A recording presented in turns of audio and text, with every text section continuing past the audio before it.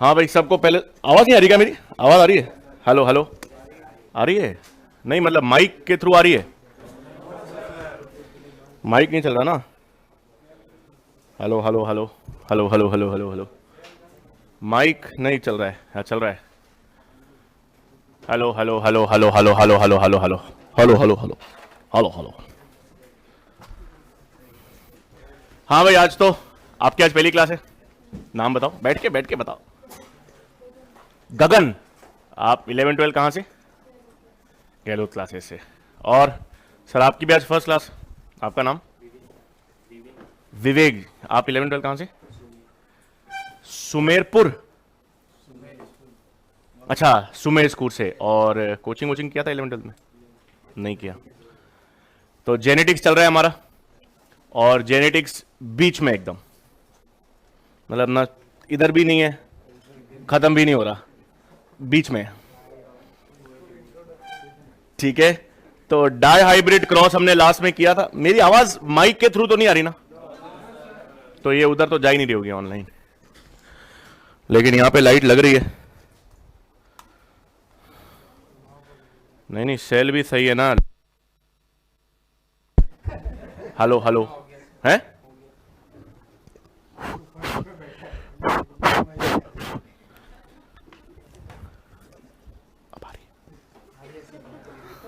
आ जाओ आ जाओ आ जाओ। गुड मॉर्निंग भाई सबको। चलो, लास्ट हमने डाई हाइब्रिड क्रॉस और उसके न्यूमेरिकल्स किए थे। क्लियर था सबको? पक्का? तो अब हम मेंडल का आखिरी लॉ की बात करेंगे, लॉ ऑफ इंडिपेंडेंट असॉर्टमेंट।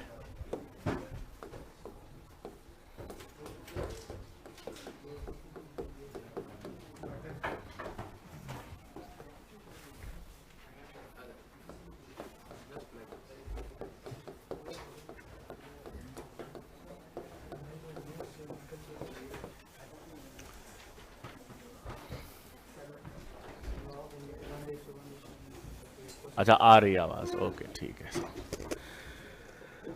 ठीक है भाई, तो हम लोग सबसे पहले हमने मेंडल का लॉ ऑफ डोमिनेंस देख लिया, लॉ ऑफ सेग्रीगेशन देख लिया। अब हम किसकी बात करेंगे आज? Law of independent assortment. सबसे पहली चीज आपको ध्यान में रखनी है, ये जो मेंडल का लॉ है इंडिपेंडेंट असॉर्टमेंट, ये किस पर आधारित है?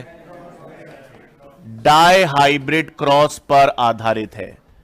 ये लॉ डाई हाइब्रिड क्रॉस पर आधारित है। इसका मतलब ये लॉ तभी काम करेगा जब हमारे पास कम से कम दो कैरेक्टर्स हैं, और कम से कम दो कैरेक्टर्स हैं, इसका मतलब उसको कंट्रोल करने के लिए कम से कम दो जीन्स हैं। तो जब दो अलग अलग कैरेक्टर्स या दो अलग अलग जीन्स को हम साथ में स्टडी करते हैं, तो मेंडल का कौन सा लॉ काम करेगा? Independent assortment. अब ये क्या कहता है? मेंडल के डाई हाइब्रिड क्रॉस में दो कैरेक्टर्स क्या लिए थे मेंडल ने? सीड शेप लिया था और सीड कलर लिया था। शेप की एक जीन थी, कलर को कंट्रोल करने वाली एक जीन है। अब इंडिपेंडेंट असॉर्टमेंट का मतलब बहुत आसान है। इंडिपेंडेंट असॉर्टमेंट का मतलब यह है कि सीड शेप को कंट्रोल करने वाला जीन पेयर और सीड कलर को कंट्रोल करने वाला जीन पेयर एक दूसरे को अफेक्ट नहीं करता, एक दूसरे से इंडिपेंडेंटली सेपरेट होता है। मतलब बोलने में तो बहुत आसान है। बोलने का मतलब यह है कि जब दो अलग अलग जीन्स दो अलग अलग कैरेक्टर्स को कंट्रोल कर रही हैं, तो दोनों एक दूसरे के घोचे नहीं करती। मतलब कलर की जीन शेप को तंग नहीं करेगी, शेप की जीन कलर को तंग नहीं करेगी, दोनों सेपरेटली या दोनों इंडिपेंडेंटली सेपरेट होंगी। पर ठीक है, बोल तो दिया, लेकिन इसको मैथमेटिकली कैसे प्रूव करें? क्योंकि हमारे पास जब तक कोई प्रूफ नहीं होगा, हमको कैसे पता चलेगा कि एक जीन दूसरे जीन को अफेक्ट नहीं कर रही, एक जीन दूसरे जीन से इंडिपेंडेंट है? अब देखो, मेंडल ने सीड शेप और सीड कलर को लेकर डाई हाइब्रिड क्रॉस करा, और डाई हाइब्रिड क्रॉस करने पर F2 जेनरेशन का फिनोटिपिक रेशियो क्या आया? 9:3:3:1। 9 क्या है? Round yellow, round green, wrinkled yellow और रिंकल्ड ग्रीन, ये आए। इसका मतलब जब मेंडल दोनों जीन्स को एक साथ स्टडी कर रहे थे तो डायहाइब्रिड क्रॉस का F2 का फिनोटिपिक रेशियो ये आया। अब अगर हम सिर्फ सीड शेप को लें, मतलब हम सिर्फ सीड शेप की जीन को का मोनोहाइब्रिड क्रॉस करें तो रेशियो क्या आएगा? शाबाश। जब एक जीन का हम क्रॉस करते हैं तो मोनोहाइब्रिड क्रॉस का रेशियो 3:1 आता है। मैं कलर की जीन का मोनोहाइब्रिड क्रॉस करूं, क्या आना चाहिए? 3:1। अब अगर हम यह साबित कर दें कि इस रेशियो में भी कलर और शेप की जीन अभी भी 3:1 का रेशियो दर्शा रही है, अगर अपन यह प्रूव कर लें कि in this ratio is nothing but a disguised 3:1 ratio, अभी भी शेप की जीन 3:1 है, अभी भी कलर की जीन 3:1 का रेशियो दर्शा रही है, मतलब दोनों साथ साथ होते हुए भी एक दूसरे को अफेक्ट नहीं कर रही। तो आओ पहले शेप देखें। राउंड कितने हैं? रिंकल्ड कितने हैं?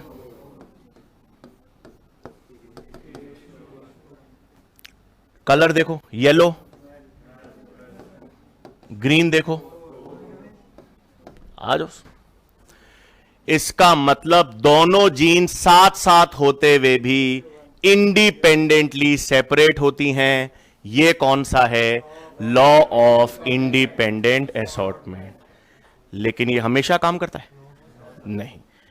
लॉ ऑफ इंडिपेंडेंट केवल उन्हीं जीन्स के लिए काम करेगा जो डिफरेंट क्रोमोसोम्स पर हैं। देखो अभी अपन इमेजिन करेंगे, क्योंकि इसका एक्सेप्शन क्या होता है? लिंकेज। आप सबको इमेजिन करना है कि हर एक बेंच जिस पे आप बैठे हो वो एक क्रोमोसोम है और आप सब लोग जीन्स हो, ठीक है? तो ये एक क्रोमोसोम, इस पे 2 जीन्स, ये दूसरा क्रोमोसोम, इन पे 2 जीन्स, ये क्रोमोसोम पे 3 जीन्स, ठीक है? अब आप मुझे बताओ, ये जीन और ये जीन एक दूसरे को अफेक्ट कर रही है क्या? नहीं कर रही। ये अपना इंडिपेंडेंट काम कर रहे हैं, ये अपना इंडिपेंडेंट काम कर रहे हैं। क्या दिखा रहे हैं? Independent assortment. Jeans present on different chromosomes show independent assortment. ये काले पेन से लिखे हैं, सफेद पेन से लिखे, इनकी मर्जी। ये नीले पेन से लिखे, ना लिखे, इनकी मर्जी। लेकिन ये अगर ऐसे घोचे करें और बेंच हिलाएं तो इससे कौन अफेक्ट होगा? मतलब jeans present on the same chromosome will not show independent assortment. लिखो पहले तो लॉ ऑफ इंडिपेंडेंट असॉर्टमेंट। अरे जेनेटिक्स पढ़ ली ना मेरे से, जिंदगी भर याद रहेगा। हां, law of independent assortment. This law is based on dihybrid cross.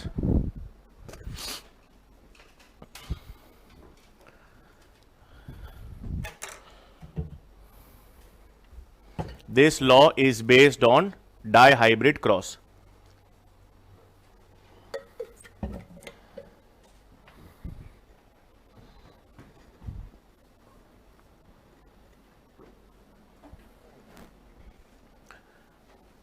You should chew your water and drink your food. According to this law, अर्थात कवि इस पंक्ति के माध्यम से क्या कहना चाह रहे? Chew your water and drink your food.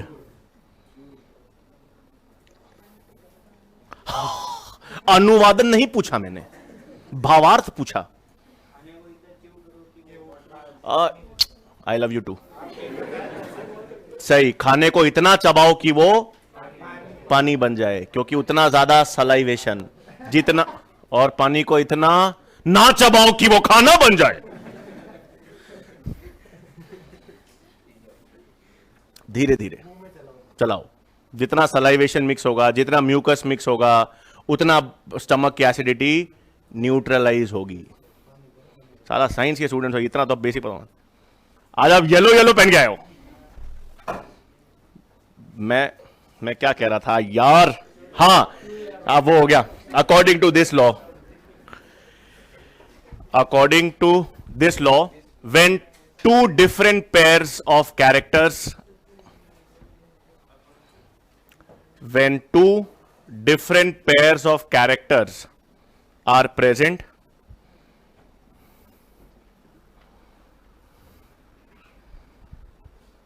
comma, one pair of character,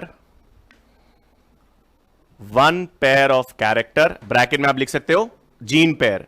वापस बोलूं, according to this law, when two different pair of characters are present, comma, one pair of character यानी ब्रैकेट में gene pair separates independently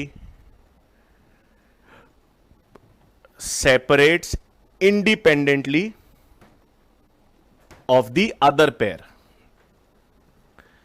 separates independently from the other pair, sorry, separates independently from the other pair। ठीक है, एक pair of character मतलब एक gene pair दूसरे gene pair से separately segregate या इंडिपेंडेंटली सेपरेट होता है। ये कौन सा लॉ है? Independent assortment. मतलब एक नोट लिखेंगे और इंपॉर्टेंट है,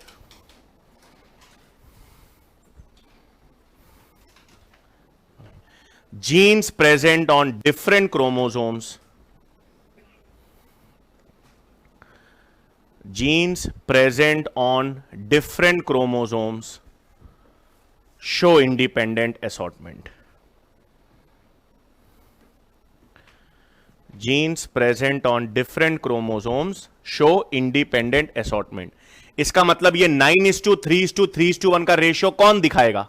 वो जीन्स जो सेम क्रोमोसोम पे है या डिफरेंट क्रोमोसोम? डिफरेंट क्रोमोसोम्स पे। मतलब ब्रैकेट में they will exhibit 9:3:3:1 ratio, they will exhibit 9:3:3:1 ratio.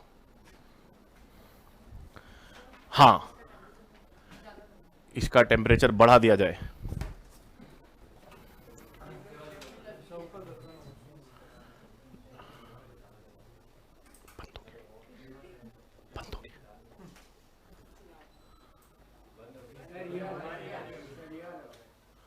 ये वाला नहीं हो रहा, ये वाला भी हो रहा है।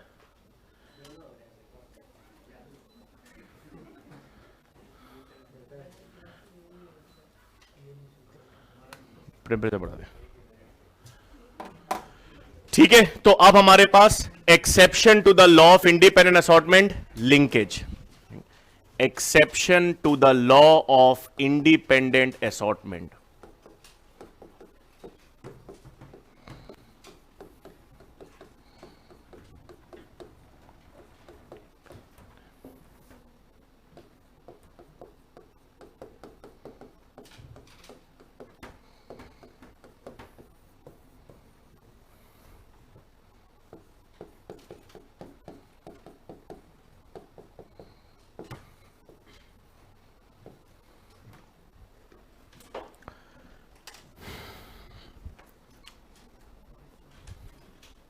ठीक है, पहले हिस्ट्री देखेंगे फिर समझेंगे क्या है।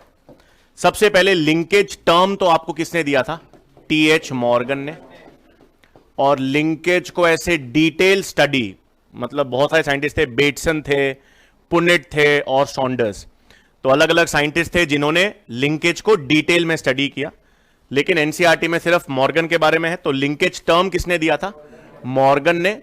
हाँ, यहां पर बॉक्स में हम लिख लेंगे डिटेल स्टडी में बेटसन शामिल थे, पुनेट जिन्होंने पुनेट स्क्वायर दिया जो हम सॉल्व करते हैं, और सॉन्डर्स थे। खैर, अब सबसे पहले लिंकेज की हम बात करें तो टीएच मॉर्गन ने टर्म लिंकेज यूज किया। मॉर्गन ने अपने एक्सपेरिमेंट्स किस पर किए? ड्रोसोफिला। मॉर्गन ने अपने एक्सपेरिमेंट्स के लिए किसे चुना? ड्रोसोफिला यानी फ्रूट फ्लाई। इसका भी क्रोमोसोम नंबर आपको पता होना चाहिए 8, जैसे गार्डन पी का क्रोमोसोम नंबर 14 था। अब यह भी एनसीईआरटी में कि मॉर्गन ने अपने एक्सपेरिमेंट्स को के लिए ड्रोसोफिला को ही क्यों चुना? 4 कारण। पहला तो आसानी से कल्चर, सिंथेटिक मीडियम पे, आर्टिफिशियल मीडियम पे आसानी से ग्रो कर जाते हैं। लाइफ साइकिल 2 हफ्तों में पूरी हो जाती है। याद रखना, 2 महीने नहीं, 2 हफ्ते में पूरी हो जाती है। एक सिंगल मेटिंग से बहुत सारे ऑफस्प्रिंग्स प्रोड्यूस होते हैं। सेक्सुअल डायमॉर्फिज्म होता है, मेल्स और फीमेल्स को देखकर पता कर सकते हो, मेल्स छोटे हैं, फीमेल्स बड़ी हैं। और कोई भी हेरिडिटरी या जेनेटिक वेरिएशंस हैं, उसको आप सिंपल माइक्रोस्कोप में, लो पावर माइक्रोस्कोप में भी स्टडी कर सकते हो। तो ये सारे कारण थे मॉर्गन को किस पे एक्सपेरिमेंट करने के लिए, ड्रोसोफिला। तो पहले तो हिस्ट्री लिख लेंगे, मतलब हेडिंग तो आप लिंकेज डाल देना। Term given by T H. Morgan,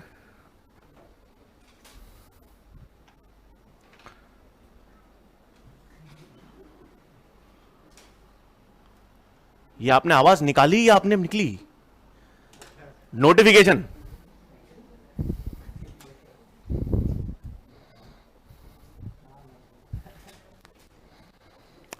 तो linkage term given by T H. Morgan और ब्रैकेट में लिखेंगे detail study done by Bateson, Punnett and Saunders.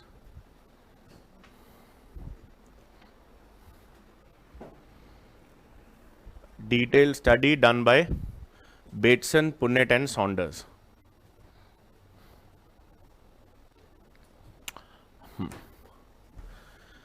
फिर next, Morgan experimented on Drosophila.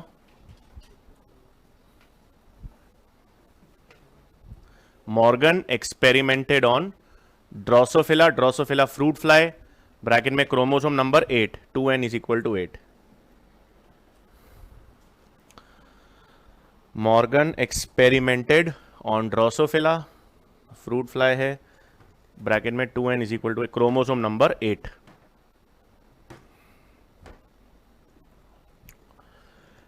फिर reasons for choosing Drosophila.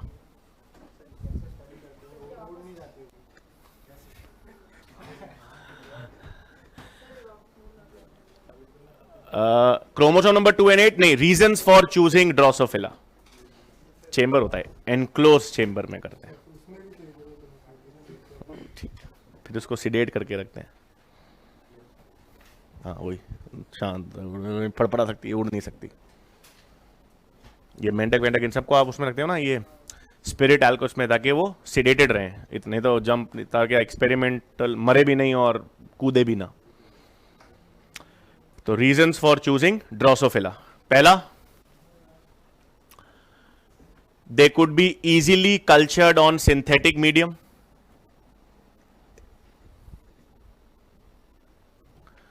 They could be easily cultured on synthetic medium.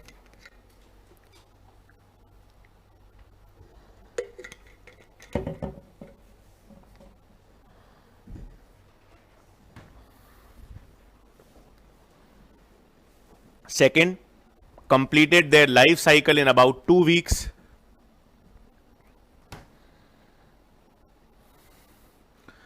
Complete their life cycle in about 2 weeks.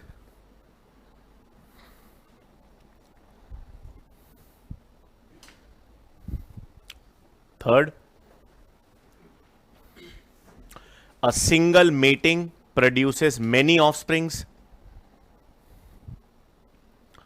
A single mating produces many offsprings.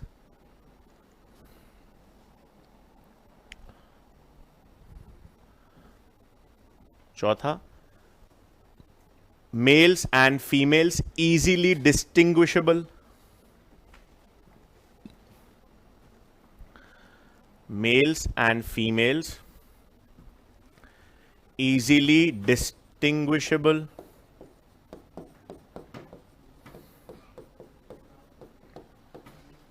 मतलब अब लिख लेंगे sexual dimorphism present. Sexual dimorphism present. Male smaller, females बिगर.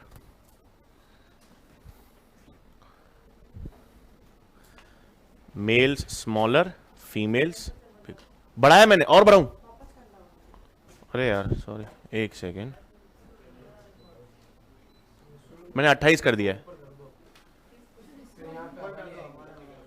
इसका भी कर लूं? वो तो साथ ही हो रहा है. इसको तो ऐसे, ये ऐसा नहीं है कि इधर करूंगा तो ये होगा, उधर ये सब होंगे. पंखुड़ी ऊपर।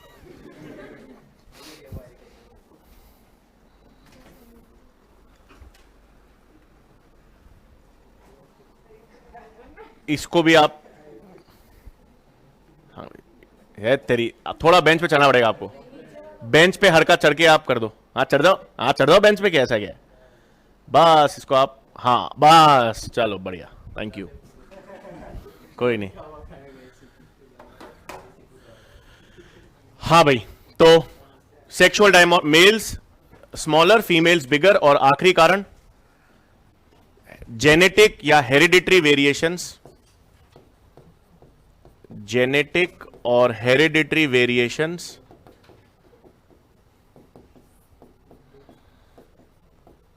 can easily be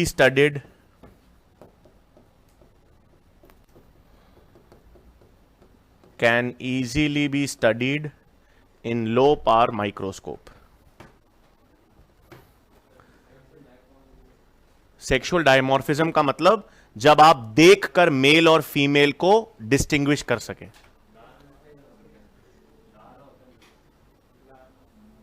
लार्वा को क्या करना है, डिस्टिंग्विश करना है?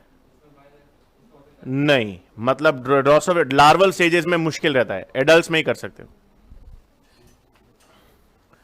जेनेटिक या hereditary variations can be easily studied in low power microscope.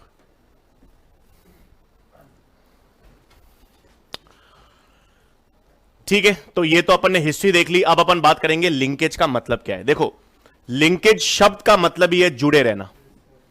Linkage या लिंक्ड का मतलब क्या होता है? जुड़े रहना। और अभी हमने देखा कौन जुड़े रहेंगे, वो जीन्स जो सेम क्रोमोसोम पर हैं। कौन नहीं जुड़े रहेंगे? जो डिफरेंट क्रोमोसोम्स पर हैं।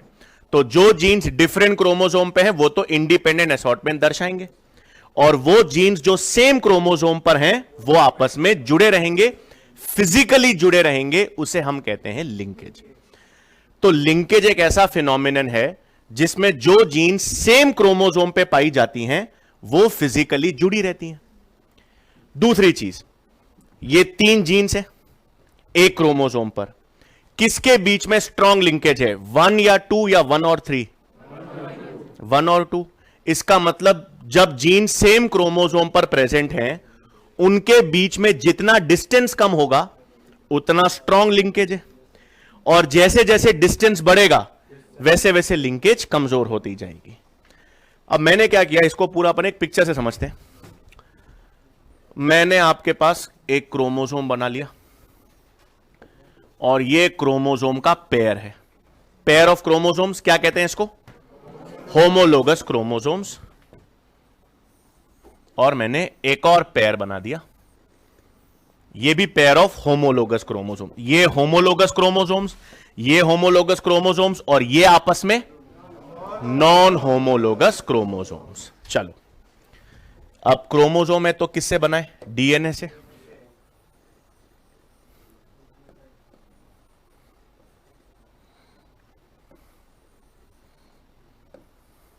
और जो डीएनए प्रोटीन बनाता है वो जीन।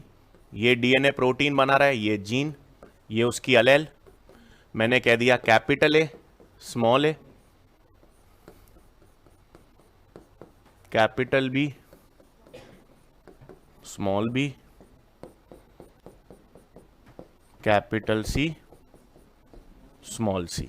मतलब A B C 3 genes are present on same chromosome.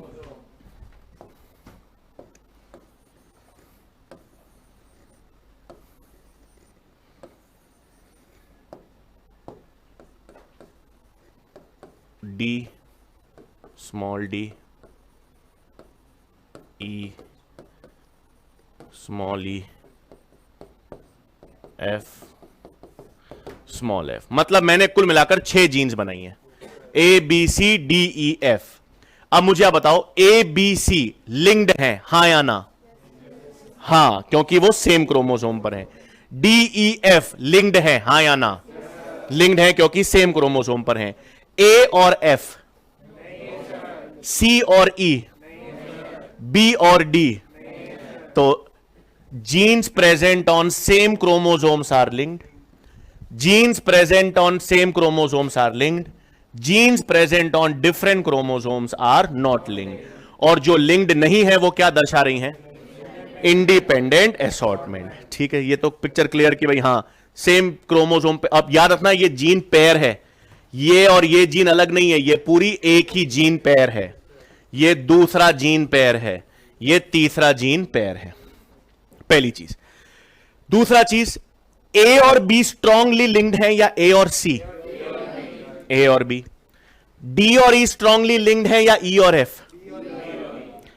अब मैंने आपको दो टर्म्स यूज किए हैं, स्ट्रांगली लिंक्ड और वीकली लिंक्ड। मतलब ये स्ट्रांग लिंकेज है क्योंकि एकदम पास पास है, और ये लिंकेज तो है लेकिन कमजोर है क्योंकि डिस्टेंस दूर है। अब क्या है, साइंटिस्ट ने ऐसे स्ट्रांग लिंकेज और वीक लिंकेज टर्म यूज नहीं किया, उन्होंने कंप्लीट और इनकंप्लीट टर्म यूज किया। तो आप समझ रहे हो हमारे पास कुल मिलाकर तीन ही ऑप्शन है जब क्वेश्चन बनेगा। पहला ऑप्शन है कि देयर इज नो लिंकेज, ए और सी, ए और ई, ए और एफ, बी और डी, बी और ई, बी और एफ, सी और डी, सी और ई, सी और एफ। एक ऑप्शन आपके पास है there is no linkage when genes are present on different chromosomes. दूसरा है लिंकेज है, तो दो तरह की है, या तो कंप्लीट या इनकंप्लीट। ए और बी एकदम चिपके हुए हैं, कंप्लीट लिंकेज। डी और ई एकदम चिपके हुए हैं, कंप्लीट लिंकेज। ए और सी, बी और सी, डी और एफ, ई और एफ, इनकंप्लीट। तीन ऑप्शन है। अब तीनों ऑप्शंस को अपन एक साथ स्टडी करेंगे कि भाई क्या क्या डिफरेंस है, आप कैसे आइडेंटिफाई करोगे और कैसे न्यूमेरिकल्स आएंगे। उससे पहले एक चीज याद रखनी है, मैंने आपसे दो टर्म ले लिया, या तो कोई लिंकेज है नहीं, और या कंप्लीट लिंकेज है, और या इनकंप्लीट लिंकेज है। अभी एक चीज याद रखनी पड़ेगी, और वो क्यों, वो आगे आ जाएगा। कंप्लीट लिंकेज का मतलब है there is no recombination. Cell division पढ़ लिया आपने? सेल डिवीजन नहीं पढ़ा। क्रॉसिंग ओवर नाम सुना है? चलो अभी हम देखेंगे भी। तो कंप्लीट लिंकेज, अब एक सिंपल सा मतलब है, कंप्लीट लिंकेज मतलब मैं इन दोनों को चिपका दूं। अगर कंप्लीटली लिंक्ड है मतलब ये फिजिकली जुड़े हुए हैं, तो अगर ये फिजिकली जुड़े हुए हैं तो ये इनको छोड़ के निकल नहीं सकता। फिजिकली अगर दो जीन्स कंप्लीटली लिंक्ड हैं तो वो शफल नहीं कर सकते, शफल नहीं कर सकते, पोजीशन चेंज नहीं कर सकते। मतलब नए वेरिएंट्स, नए टाइप्स, रिकॉम्बिनेशन या क्रॉसिंग ओवर नहीं दर्शा सकते।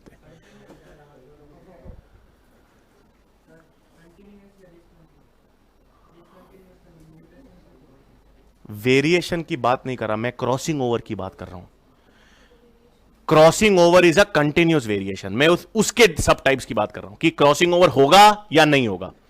कंप्लीट लिंकेज में नहीं होगा, नहीं होगा मतलब कोई वेरिएशन आएगा ही नहीं। हां वो अब आगे। और इनकंप्लीट लिंकेज है तो डिस्टेंस थोड़ा ज्यादा है, इन दोनों में डिस्टेंस ज्यादा है, तो ये थोड़ा शफल होकर जा सकते हैं। तो इसका मतलब अगर इनकंप्लीट लिंकेज होगा तो क्या होगा, थोड़ा रिकॉम्बिनेशन होगा। अब इसका क्या मैनिफेस्टेशन है, क्या मतलब होगा, वो हम देखेंगे। अभी पहले टर्म्स लिख लेंगे, कुछ कुछ पहले तो लिख लेंगे। मतलब लिंकेज में, linkage,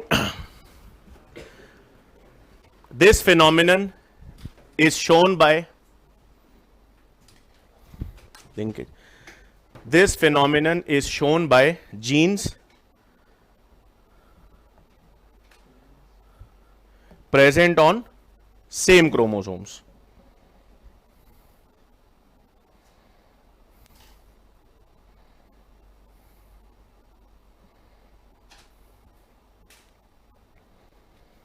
This phenomenon is shown by genes present on same chromosomes.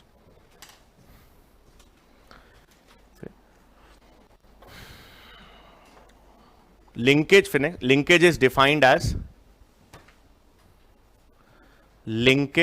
defined as the physical association. Linkage is defined as the physical association between genes present on the same chromosome. Physical association between genes present on the same chromosome and their tendency to stay together. And their tendency to stay together.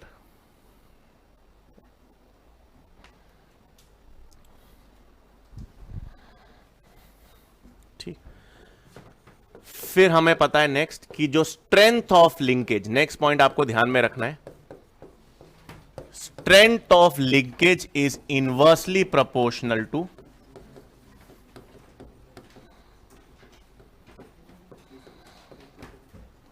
distance between genes. ये भी लिख लो, strength of linkage is inversely proportional to distance between genes.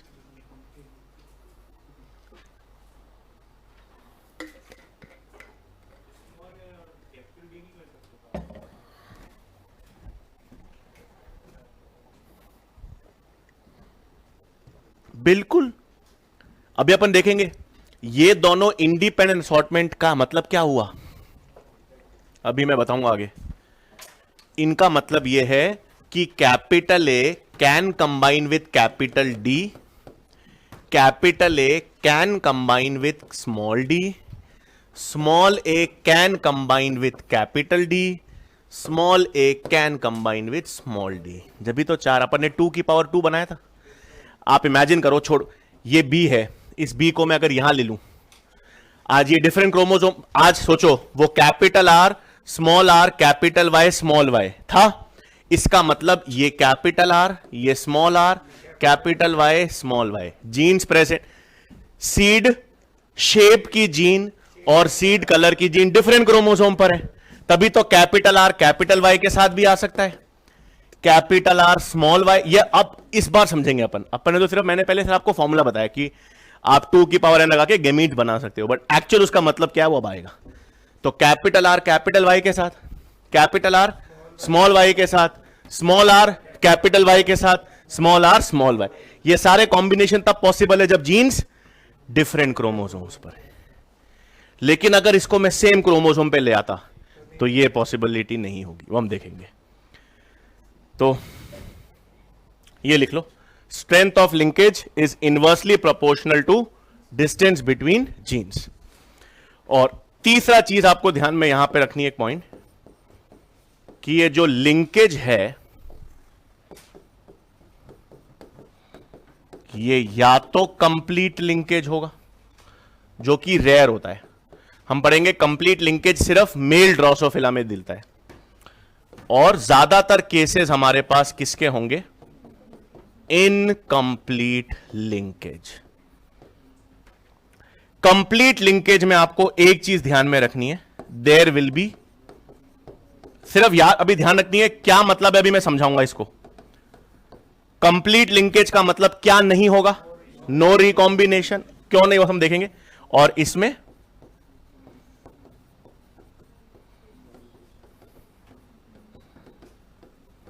Some recombination, ये लिख लो एक बार, फिर अपन इसको वापस समझेंगे।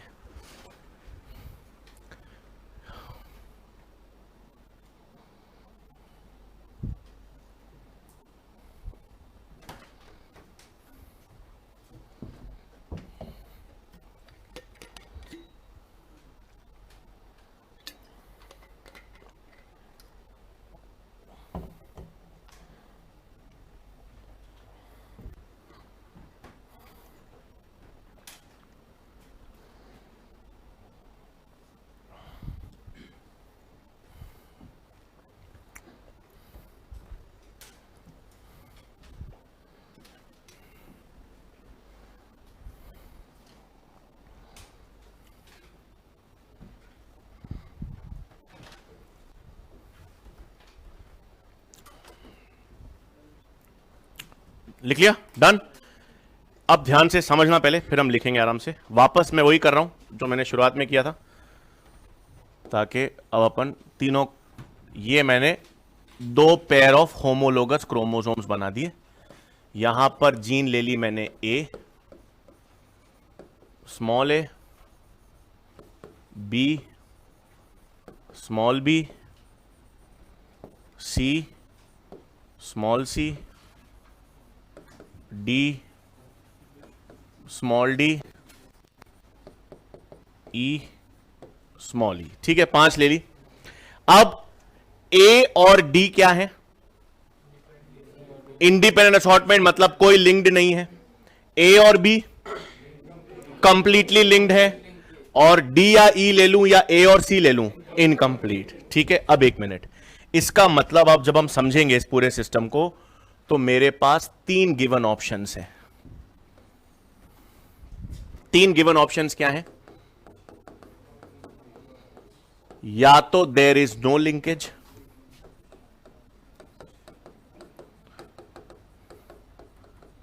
या कंप्लीट लिंकेज,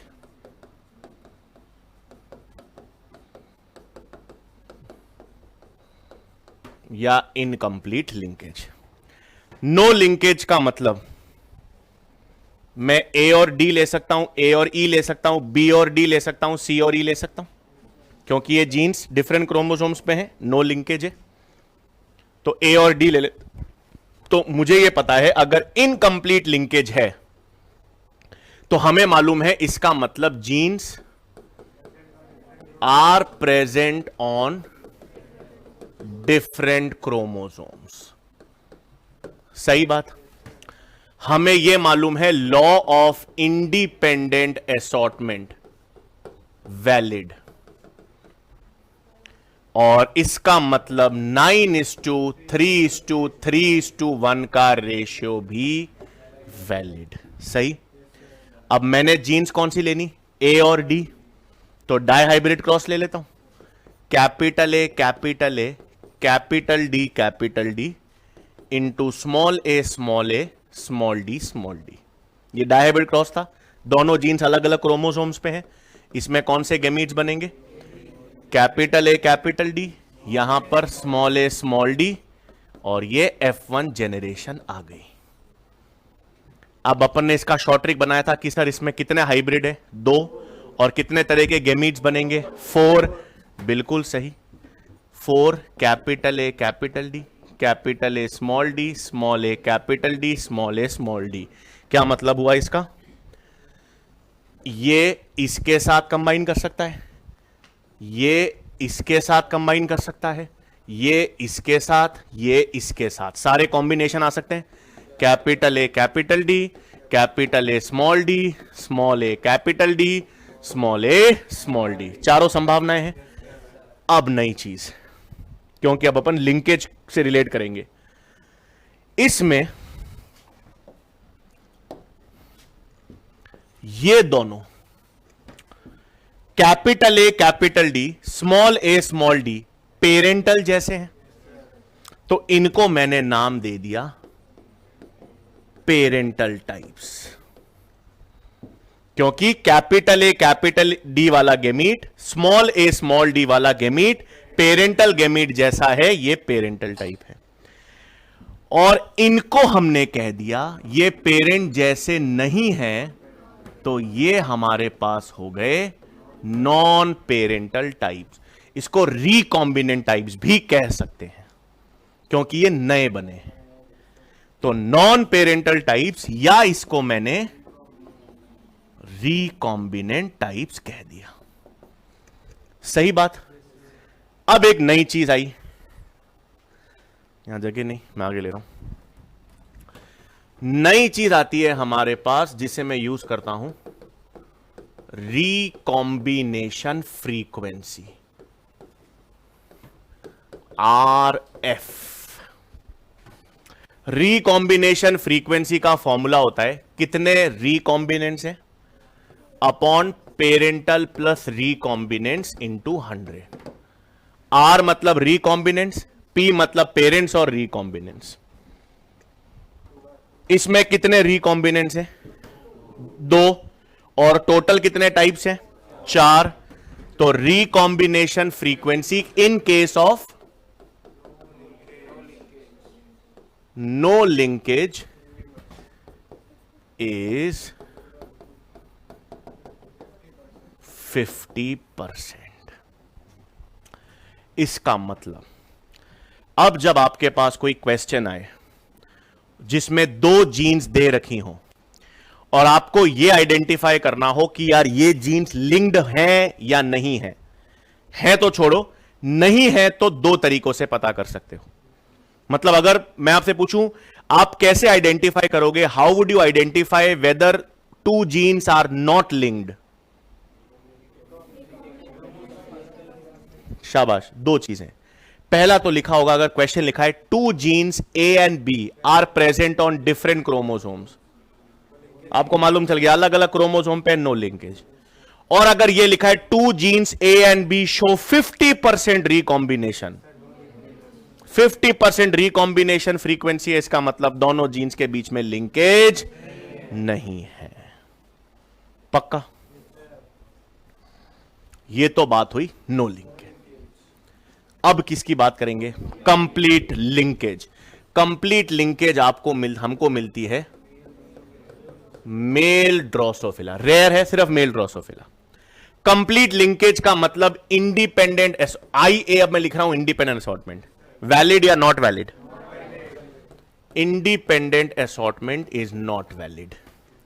तो 9:3:3:1 का ratio is also not valid. और हमें पता है कंप्लीट लिंकेज का मतलब अब यहां पर कोई रिकॉम्बिनेशन चिपकी हुई जीन से तो है ही नहीं। क्या एग्जाम्पल है यहां पर? ए और बी। तो अब मैंने कंप्लीट लिंकेज के लिए capital A capital A capital B into small A small B. यहां पर गैमीट आया कैपिटल ए कैपिटल बी, यहां पर आया स्मॉल ए स्मॉल बी। अब अगर दोनों जीन्स कंप्लीटली लिंक्ड हैं, शफल रिकॉम्बिनेशन होगा नहीं।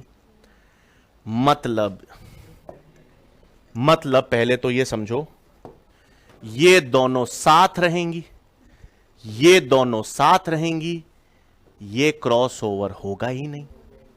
मैंने आपसे कहा जब चिपके हुए हैं तो ये शफल कर नहीं सकते।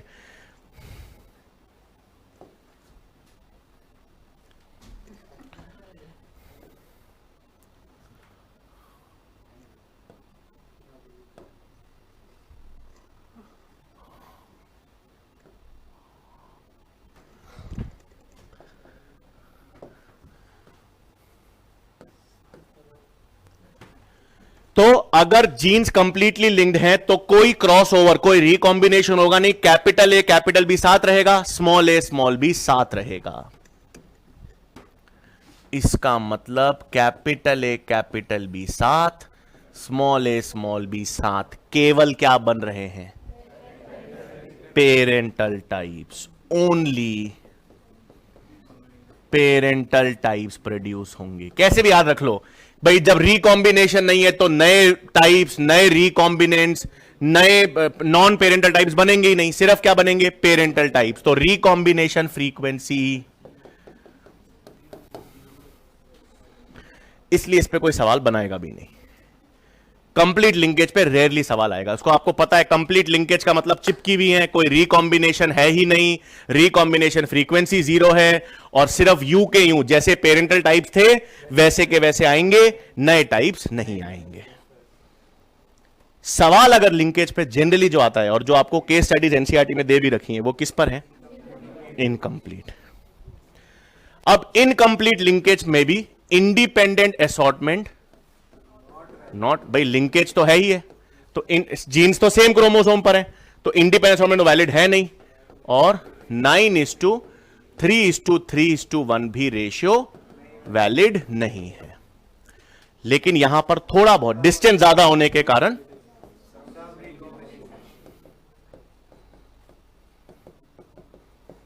कुछ रिकॉम्बिनेशन होगा। आप बी और सी ले सकते हो, ए और सी ले सकते हो, डी और ई ले, क्या लेना है? डी और ई लेते।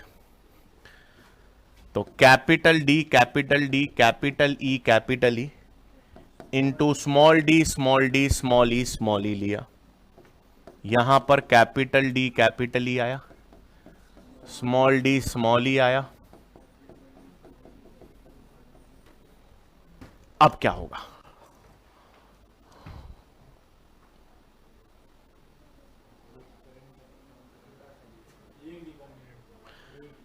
बनेंगे तो चारों टाइप के गैमीट्स।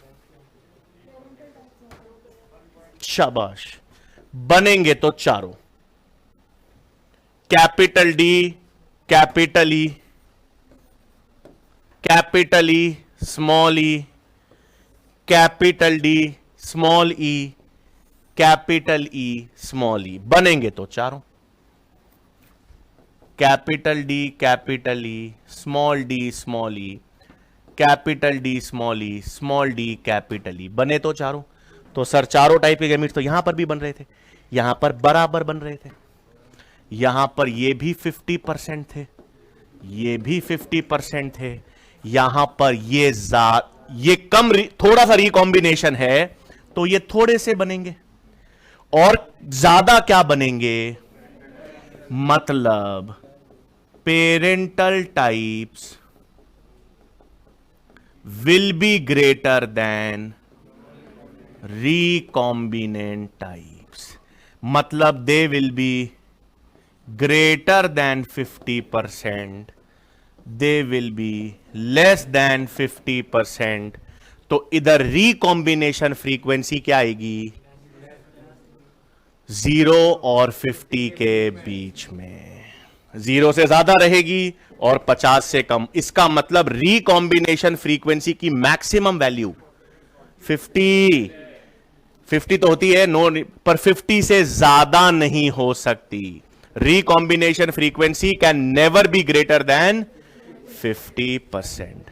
हाँ, ये रहा ना 50 आया ना यार, इसमें नो लिंकेज। ये यहां पर जगह, जब नो लिंकेज है तो रिकॉम्बिनेशन फ्रीक्वेंसी 50% है।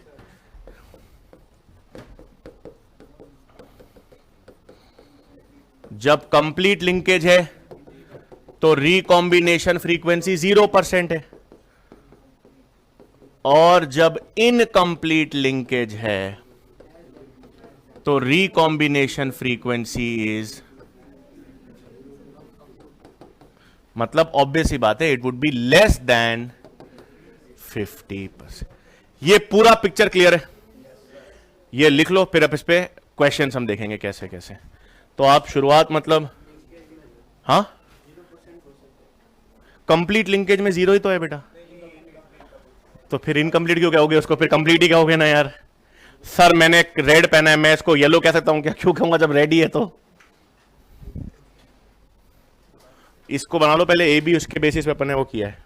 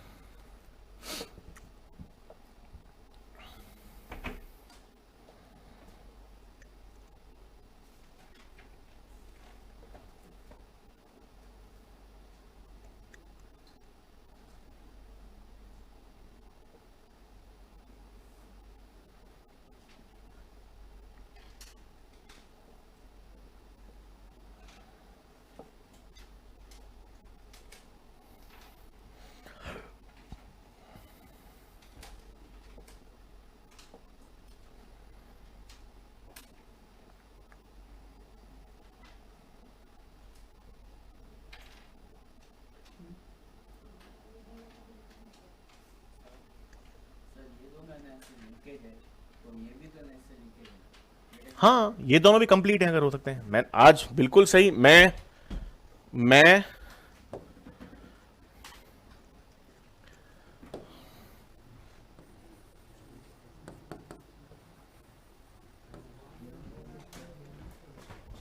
ए बी एच तीनों कंप्लीटली लिंक भी हो सकते हैं, बट अपन डाई हाइब्रिड क्रॉस तक ही सीमित है। ये ट्राई हाइब्रिड हो गया ना, 3 जीन्स लिंक्ड है, 4 भी होती है, 5 भी हो सकती है बहुत। एक्स क्रोमोसोम पे 2000 से ज्यादा जीन्स हैं, तो उसमें से 50-60 जीन्स एक साथ कंप्लीटली लिंक्ड होती है ना, तो होती है वो। ये तो हाइपोथेटिकल, मतलब वो डिपेंड करता है कितना डिस्टेंस, नहीं होना चाहिए बिल्कुल। हाँ,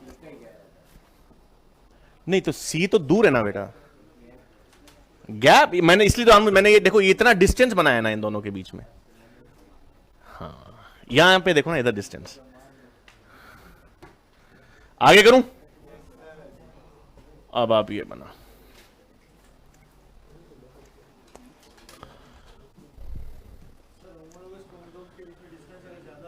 होमोलोग क्रोमोसोम्स के बीच में डिस्टेंस कैसे ज्यादा होता है?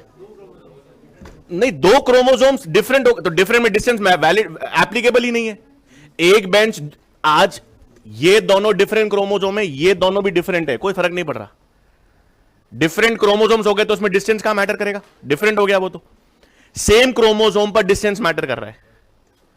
आज मैंने, ये मेरा हाथ है, इस पे दो उंगलियों के बीच का डिस्टेंस मैटर कर रहा है। इस हाथ और इस हाथ में कोई फर्क नहीं, डिफरेंट हो गए। जब क्रोमोसोम डिफरेंट हो गए तो डिस्टेंस कैसे मैटर करेगा?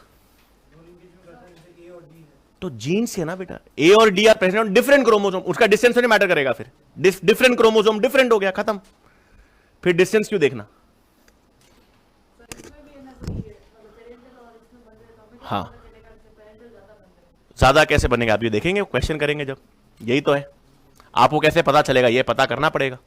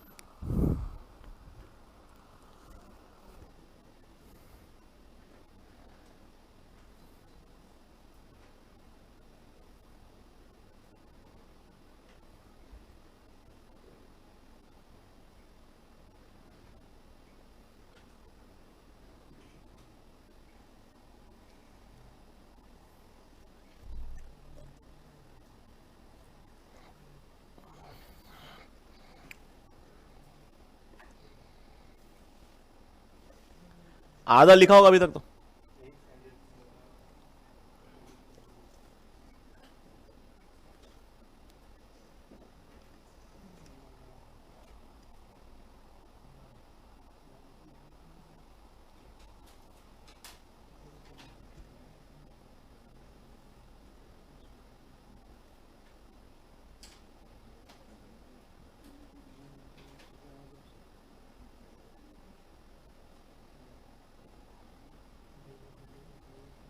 प्रशांत जी कहाँ गए हुए 2 दिन से?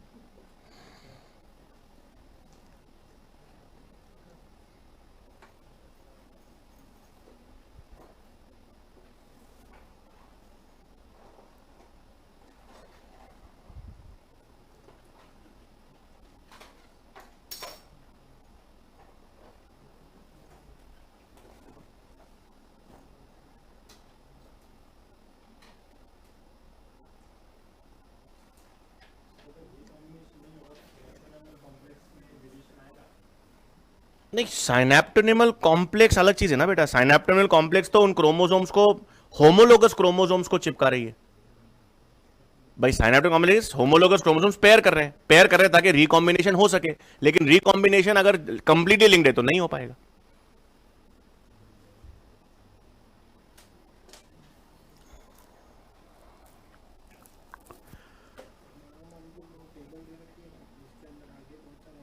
वो कोई जरूरत नहीं है, जो मैंने नहीं लिखा है वो काम की नहीं है।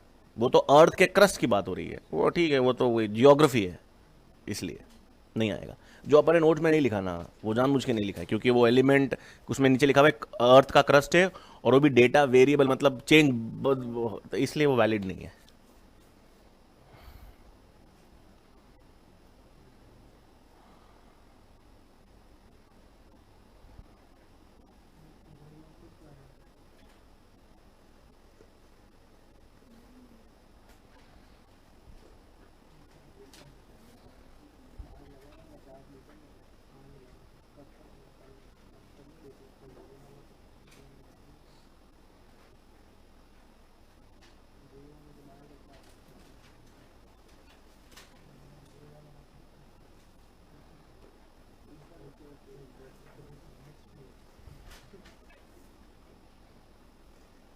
डन डन न, बाकी है पीछे।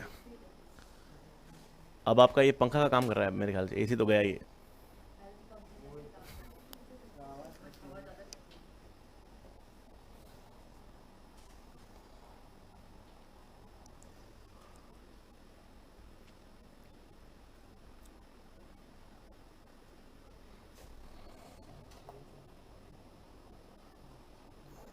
ले लो आगे, नहीं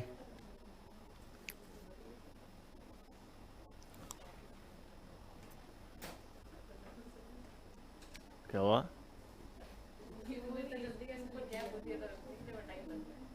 ओ हो, क्षेत्रफल का फर्क पड़ गया।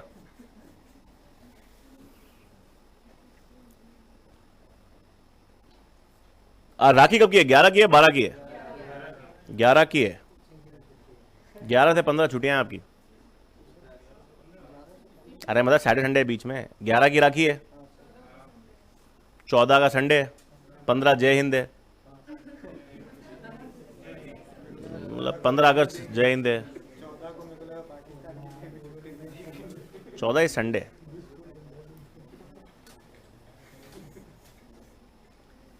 ले लूं आगे अब?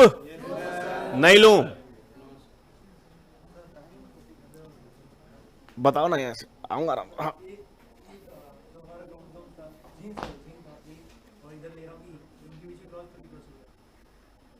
मतलब एक ही क्रोमोसोम पे ले रहे हो, अलग पे ले रहे हो? अलग क्रोमोसोम पे क्रॉसिंग और होती नहीं। अच्छा, ये अच्छा वैलिड क्वेश्चन है इनका बहुत। ये और ये क्रॉसिंग ओवर नहीं है, ये इंडिपेंडेंट असॉर्टमेंट है। आप सोचो गैमीट बनेगा, तो गैमीट में ये जब गैमीट बनेगा तो ये क्रोमोसोम इसके साथ भी आ सकता है, ये क्रोमोसोम इसके साथ भी आ सकता है। तो इसलिए तो कैपिटल ए कैपिटल डी का भी कॉम्बिनेशन बन सकता है, कैपिटल ए स्मॉल डी का भी बन सकता है। ये क्रोमोसोम इसके साथ भी आ सकता है, स्मॉल ए कैपिटल डी, और ये क्रोमोसोम इसके साथ भी आ सकता है। तो ये क्रॉसिंग ओवर नहीं है, क्रॉसिंग ओवर ये है, ये है सेम क्रोमोसोम पर क्रॉसिंग ओवर है, डिफरेंट क्रोमोसोम पे इंडिपेंडेंट असॉर्टमेंट है। समझ आए? क्वेश्चन अच्छा है आपका, बट क्लियर है सिस्टम। जब डिफरेंट क्रोमोसोम्स पे तो इंडिपेंडेंट असॉर्टमेंट है। आगे ये आगे नहीं, अभी भी नहीं।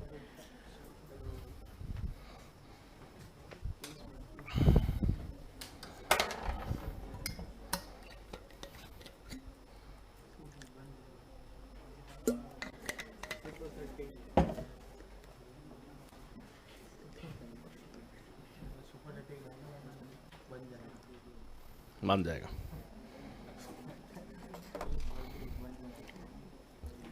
अब राजा का बेटा राजा नहीं बनेगा, जो हकदार है वही बनेगा।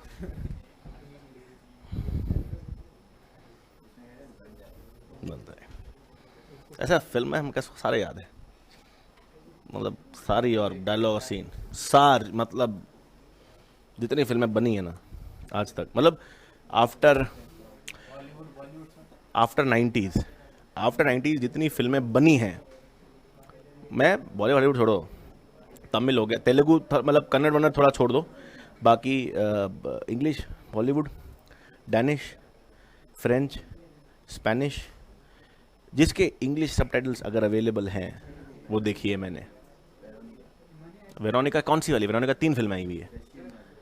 हाँ मतलब 2 तो हॉर है, नहीं वेब सीरीज नहीं देखता मैं, वेब सीरीज नहीं देखता, क्योंकि web series is like, web series मैंने 2 ही देखी है, ब्रेकिंग बैड, और ब्रेकिंग बैड से अच्छा वेब सीरीज कभी बनी नहीं सकती, और गेम ऑफ थ्रोन्स।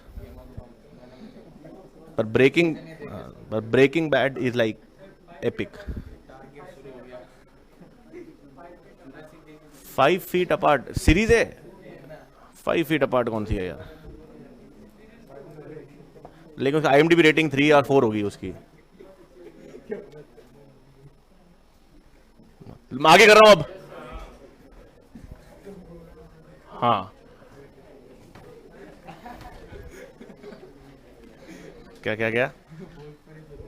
नहीं, ये नफरत है, नफरत है। वो कौन, एक तो 2-3 है उनके, एक तो बहुआ बहुआ कौन है, एक वो इडियट है। हाँ, एक वो तिवारी, क्या नाम है उसका, मनोज तिवारी है। अरे यार वाहियात है यार, यो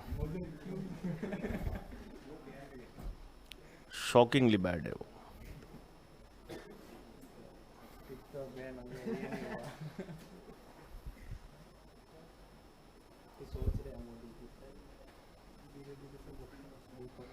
ये लिखना है।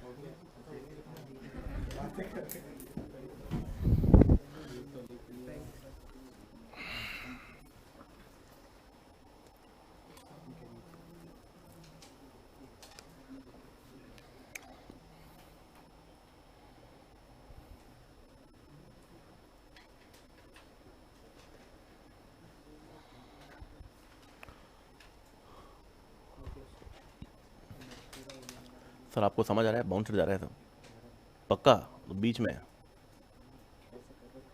कर रखा है। अरे गुड।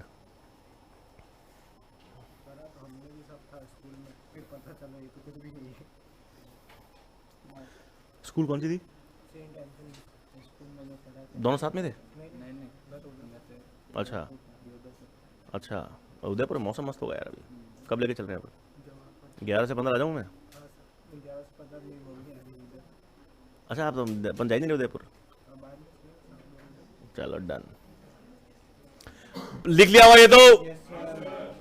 अब आओ क्वेश्चन करते हैं तब पता आएगा। मतलब पहले एक पॉइंट लिख लेंगे, मतलब एक नोट लिख लेंगे। Two genes are called unlinked.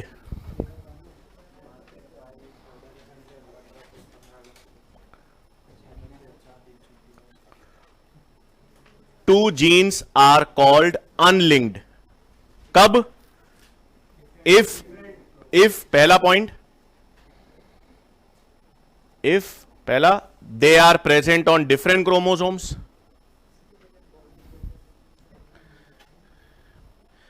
if they are present on different chromosomes, or second, if the recombination frequency between them is 50%. The recombination frequency between them is 50%. ठीक है, तो ये दब जीन्स लिंक्ड नहीं होंगी। चलो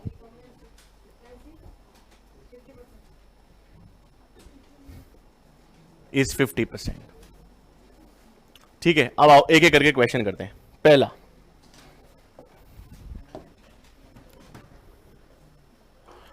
पहला क्वेश्चन मैं वही ले रहा हूं जो एनसीईआरटी में, वो ड्रोसोफिला वाला एक्सपेरिमेंट है। तो उसको मैंने क्या किया, उस पूरे एक्सपेरिमेंट को मैंने दो क्रॉस में डिवाइड कर दिया, क्रॉस ए और क्रॉस बी। क्रॉस ए भी एक डायहाइब्रिड क्रॉस था,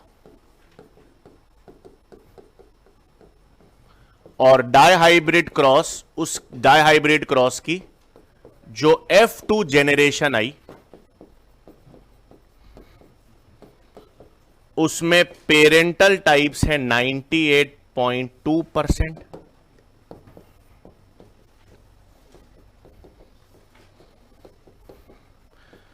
और रिकॉम्बिनेंट टाइप्स हैं 1.8%। और सेकेंड क्रॉस जो भी एक डायहाइब्रिड क्रॉस है, इस डायहाइब्रिड क्रॉस की F2 जेनरेशन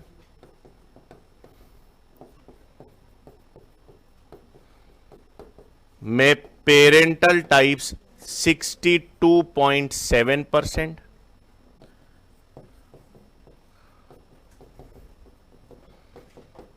और रिकॉम्बिनेंट टाइप्स 37.3%।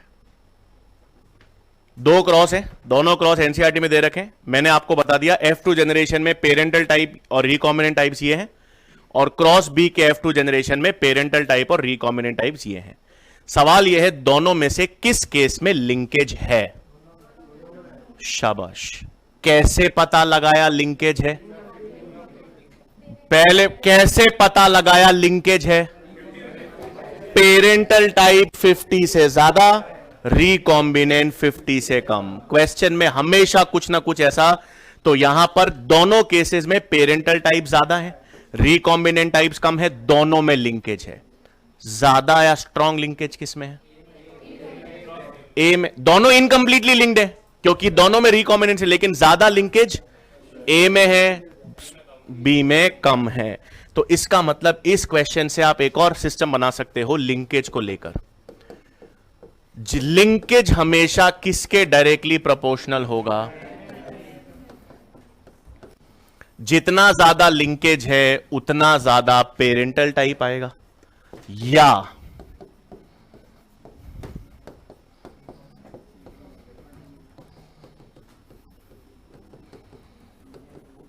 या किसके इनवर्सली प्रोपोर्शनल होगा?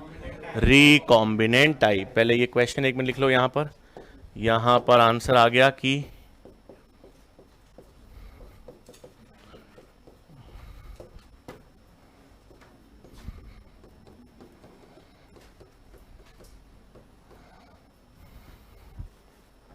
तो लिंकेज दोनों में है, लेकिन क्रॉस ए में लिंकेज ज्यादा, क्रॉस बी में लिंकेज कम।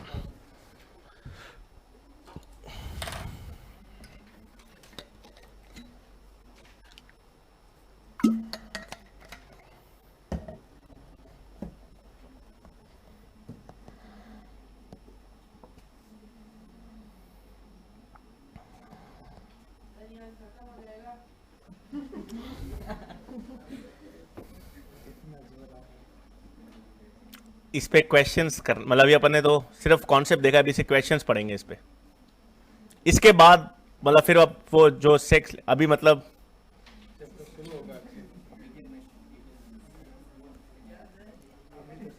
अभी शुरुआत हुई है।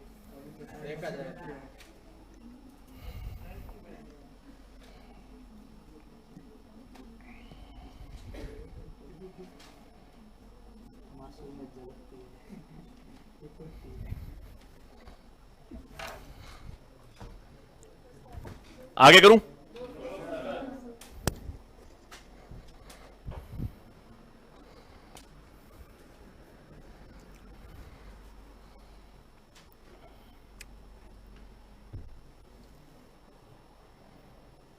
मतलब नेक्स्ट वाला लिख लो, लिंकेज डायरेक्टली प्रोपोर्शनल है पेरेंटल टाइप से और इनवर्सली प्रोपोर्शनल है रिकॉम्बिनेंट टाइप।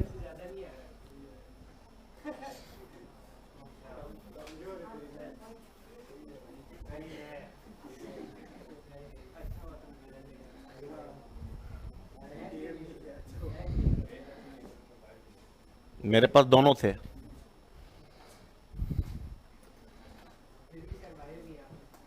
नहीं नहीं नहीं, मैंने तो कुछ लिया ही नहीं था। मैंने 11th में बायो मैथ्स लिया। बायो मैथ्स लिया क्योंकि मेरे को ऐसे हिंदी से डर था।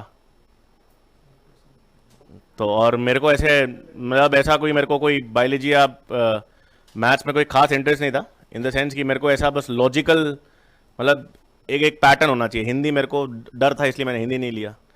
खेलना मेरे को क्रिकेट था। है नहीं, उस समय था नहीं हमारे पास ऑप्शन। सीबीएसई में उस समय फिजिकल, मतलब अब फिजिकल होता तो मैं तो क्रिकेट खेलने के लिए, हाँ, तो मेरे को क्रिकेट ही खेलना था। मैं तो गलती मतलब मैं 11th और 12th मतलब बड़ी वैसे दुख बड़ी कहानी है जी मेरे, मतलब ऐसा अब रिग्रेट नहीं है, लेकिन था तो क्रिकेट खेलना था मुझे। तो मैं मतलब 10th में क्या 11th में हिंदी मुझे नहीं लेनी थी, तो मैंने बायो और मैथ्स लिया। बट क्रिकेट खेलता था मैं। और क्रिकेट मतलब मैं 2000 जब आपको मोहम्मद कैफ और युवराज सिंह का जो अंडर 19 जब उन्होंने वर्ल्ड कप जीता था, उसका जो प्रोबेबल्स थे, तो जब स्टेट वाइज होते थे, मतलब west zone, east zone, north zone और साउथ जोन, तो उसमें वेस्ट जोन के प्रोबेबल्स में मेरा नाम था। प्रोबेबल्स मतलब हर एक जोन से 15 प्लेयर सेलेक्ट होते हैं और उसमें से फिर इंडियन अंडर 19 की टीम सेलेक्ट होती है। तो मैंने तो क्रिकेट मतलब मेरे को पता ही नहीं था कि मतलब I was not fond of studies, तो I was fond of cricket. तो 10th में मैं खेला स्टेट लेवल पे, 11th में मैं स्टेट नेशनल दोनों खेला।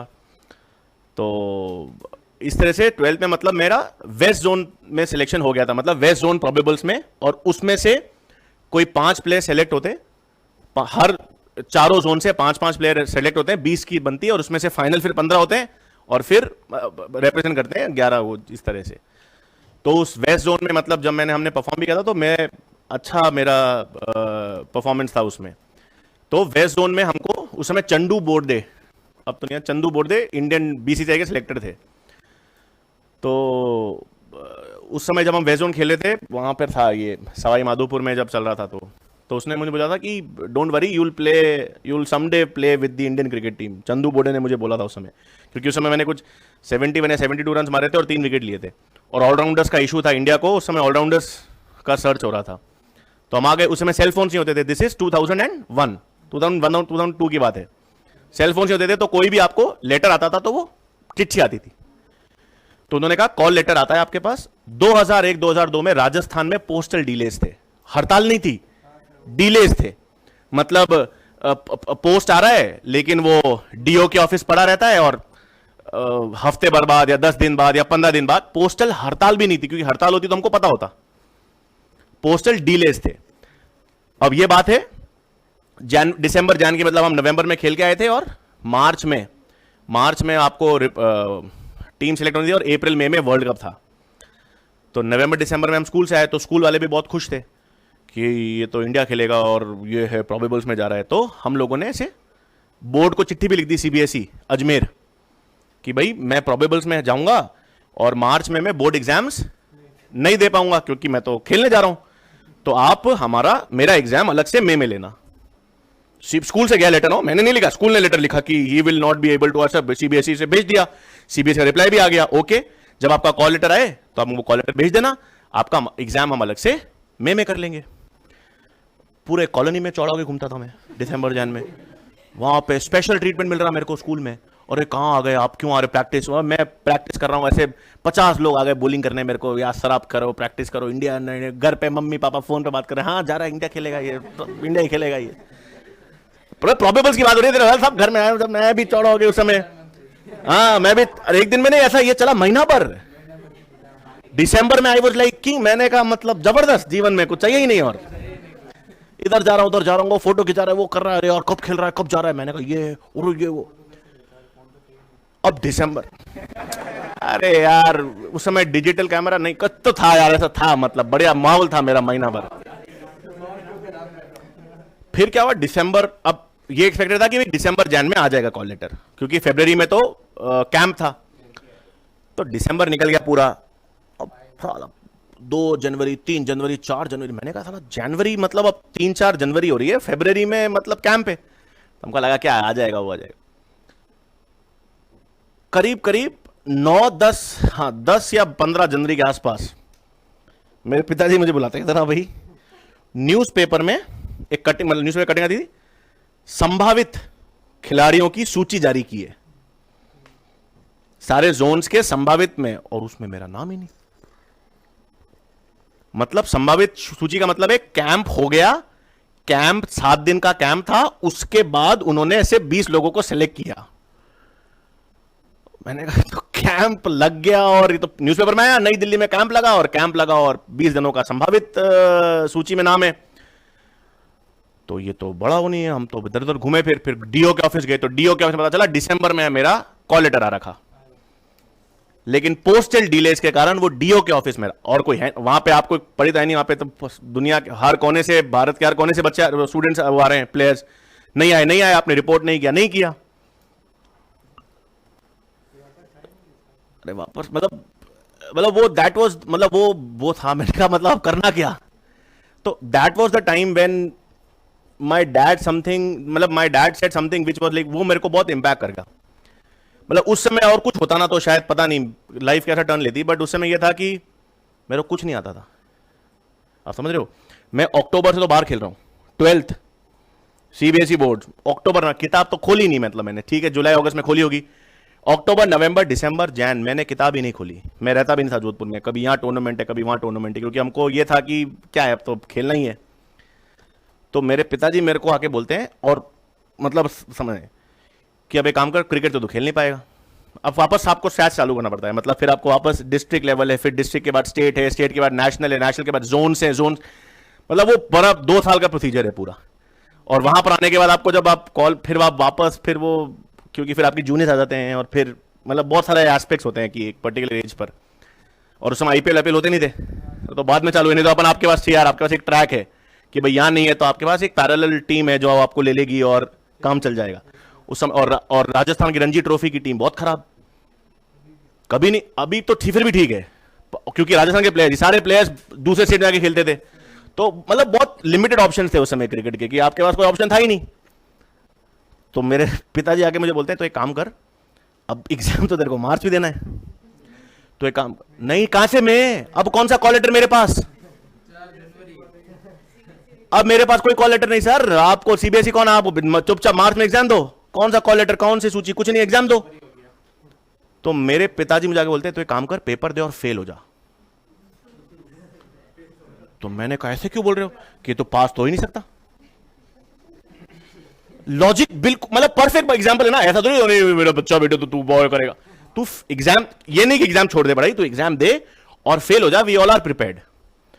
वो साला चुप गई, मतलब फेल कैसे कह दिया यार, नहीं नहीं नहीं, वो मतलब अब अगर वो बोलते ना नहीं नहीं आप तू कुछ एक तो मतलब मेहनत कर और पढ़ और लग जाओ, दिन रात लग जाओ और पढ़ाई करनी है और ये कर, तो शायद पता नहीं, मुझे लगता है उस समय इतना विजडम नहीं होता यार।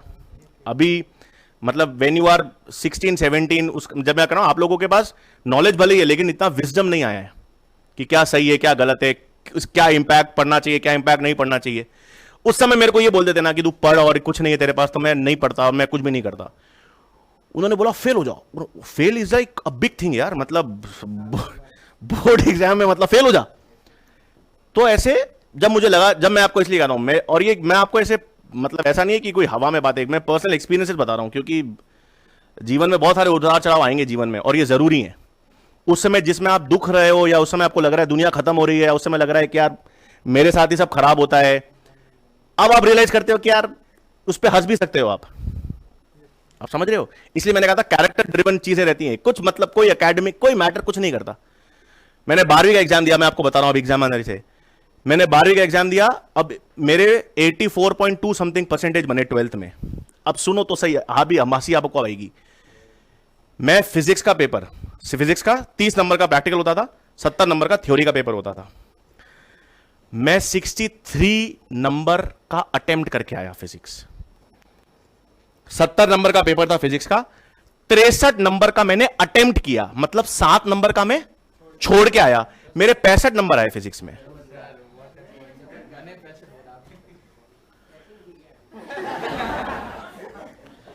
आप समझ रहे हो, मैं आप नहीं समझ रहे, इसकी ग्रेविटी नहीं समझ रहे। मैंने पेपर 63 नंबर का किया, 7 नंबर का मैं पेपर छोड़ के आया, और जो मैं करके आया वो सारा सही करके आऊंगा नहीं ना, मतलब 50-55 नंबर आ जाएंगे, मैंने तो की थी, मेरे 65 नंबर आए यार। इसका मतलब the point is nobody cares what your score is. ये ऐसा सिस्टम है जिसमें हम उन मार्क्स को सेलिब्रेट कर रहे हैं जो आने ही नहीं चाहिए। मेरे को उस समय लगा, अब अकल, मैंने कहा साला मैं 63 नंबर का तो पेपर अटेम्प्ट करके आया हूं, मेरे 65 कैसे आ सकते हैं, आए। अरे मजाक की बात नहीं कर रहा हूं, आप नहीं समझ रहे। जो बेचारा 65 करके आया होगा उसके 40 भी आए होंगे। आप सिर्फ रोल नंबर हो किसी के लिए भी, मेरा नाम तो किसी का नाम बोर्ड में नाम जाता है क्या, सिर्फ रोल नंबर्स हैं। इसका मतलब ये जो आप सेलिब्रेट कर रहे हो जिस सक्सेस को, जिस जिस जिस नंबरों को, इसको कोई मतलब नहीं है। मैंने इसलिए उस दिन से मुझे रियलाइज हुआ क्या मतलब ये नंबर्स आर इररेलेवेंट, और ये अभी नहीं कभी भी नहीं मैटर करेंगे। 10वीं में आता है आदमी, 10वीं बोर्ड बोर्ड बोर्ड करता है, 11वीं में भूल जाता है 10वीं में कितने नंबर थे, और 11वीं इंपॉर्टेंट है, बेस है, फाउंडेशन है, 12वीं में आता है 11वीं भूल जाता है। आप समझ रहे हो, हम उस चीज के पीछे पड़े, हम उस चीज को ध्यान दे रहे हैं, हम उस चीज पे इतना दुखी या सर्वाइवल पे क्वेश्चन मार्क लगा रहे हैं या लाइफ पे क्वेश्चन मार्क मार रहे हैं, जो मैटर भी नहीं करना है आपके लिए। मैटर आपको करना है कि आपने कितना जल्दी रियलाइज कर लिया कि आपको लाइफ में क्या करना है। उस समय मैंने कहा यार चलो अब क्रिकेट तो नहीं, अब क्या करेंगे, बायो मैथ दोनों था, मैंने कहा फिर पता स्टडी वडी का, मैंने कहा बायोटेक अच्छा ऑप्शन है, नया नया है सुना है, तो दिल्ली भेज दिया। मैं चला गया बीटेक करने, मेरे पास मैथ्स थी इसलिए बीटेक मिल गया एडमिशन, बायोटेक किया, बायोटेक में मजा आया। मैंने कहा तो बढ़िया चीज है, तो बहुत बढ़िया चीज है यार, बायोटेक्नोलॉजी अच्छा है, जेनेटिक, हमको फर्स्ट ईयर और टीचर्स भी अच्छे मिले, बहुत अच्छे टीचर्स मिले, मतलब रिसर्च कर रहे थे, बहुत बड़े हेल्पफुल थे, तो उधर बहुत मजा आया, उसमें भी सीखने को मिला। फिर बायोकॉन में नौकरी लगी, बीटेक एमटेक किया, तो बायोकॉन फार्मास्यूटिकल कंपनी है, बड़ी फार्मास्यूटिकल कंपनी है, वो वैक्सीन डेवलपमेंट में ऐसे हम 4 जनों को हुआ अच्छा पैकेज, उसमें मतलब हाथ में करीब 50-60 हज़ार रुपये आते थे। 2006-7 की बात है, 2007 की बात होगी, हाँ 2007। तो अच्छा था पैकेज, मतलब था बढ़िया, लेकिन वहां पे बॉन्ड होता था कि भाई पहले 4 महीने आपको सिर्फ 50% सैलरी मिलेगी, 50% आपकी कटेगी, वो आपको ट्रेनिंग या साल भर कंप्लीट होने के बाद मिलेगी। वो वैक्सीन में गया, 3 महीने काम किया, मेरा तो मन ही नहीं लगा। वहाँ लैब में चले जाओ सुबह सुबह कोट पहन के, वो वैक्सीन डेवलपमेंट में ऐसे एक्सपेरिमेंट्स करो, ये पता लगाओ कौन सी वैक्सीन वायबल है कौन सी नहीं है, और एक प्रोसीजर दे दिया आपको, और प्रोसीजर में स्टेप्स लिखे हुए थे, और आपको जाके वो step 1, step 2, step 3, step 4, step time करना था। तो मैंने कहा मैम, इस मतलब हमारा जो सुपीरियर थे मैम, मैंने कहा मैम ये स्टेप 4, 5, 6 बार बार क्यों करना है, इसको हटाकर अपन इसको एक चीज कर सकते हैं। No no no no no, don't question us. अरे मैंने कहा what question us, this is not right, we can save time, and we can be more efficient. नहीं नहीं नहीं नहीं, इसको आप ऊपर भेजना पड़ेगा, अप्रूवल आएगा। मैंने ऐसी तैसी अप्रूवल की, ऐसे कौन काम करेगा। 2 महीने, 2.5 महीने, 3 महीने काम किया। फ्राइडे को मैंने फ्लाइट पकड़ी, बैंगलोर में था मैं, आ गया जोधपुर। खुश घर वाले, मम्मी पापा, मतलब मम्मी बहुत खुश, पापा ठीक खुश होते नहीं होते, चलता है। मम्मी बहुत खुश, और आ गया, छुट्टी लेकर आ गया, बीच में आ गया एकदम। बताया नहीं मैंने कि मैं छोड़ के आया हूँ नौकरी, छोड़ के नौकरी। पैसे भी मेरे वहाँ पे अटके हुए, 40-50 हज़ार रुपये बने थे 2-2.5 महीने के, बाकी तो कट गए सारे। सैटरडे हुआ, संडे हुआ, खिलाया पिलाया, मंडे, ट्यूसडे, वेडनेसडे, थर्सडे बैठा। थर्सडे को पिताजी मम्मी से पूछते हैं, इससे पूछिए वापस कब जाएगा। सीधा मुझे पूछ नहीं सकते, तो इससे पूछा जाएगा। तो आई मम्मी जी की भाई क्या करना, मैंने कहा मैं तो वापस नहीं जा रहा। तो मम्मी बोले ठीक है, कोई नहीं कोई नहीं कोई नहीं, कुछ ना कुछ तो। पिताजी आए वापस, क्या करना है, मैंने कहा पता नहीं। And I was not sure, मेरे को नहीं पता, मेरे को नौकरी नहीं करनी थी, मेरे को 9 to 5 वो वाला नहीं करना था काम, जो जिसमें मेरे को पता है कि कुछ गलत हो रहा है और जिसमें मुझे पता है कि ये ज्यादा एफिशिएंट हो सकता है, बट नहीं करना था मेरे को, कोई बताए।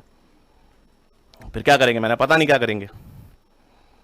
हफ्ता भर 10 दिन ऐसे बैठे रहे घर पे, कुछ नहीं था करने के लिए, ऐसा भी नहीं था कोई कुछ।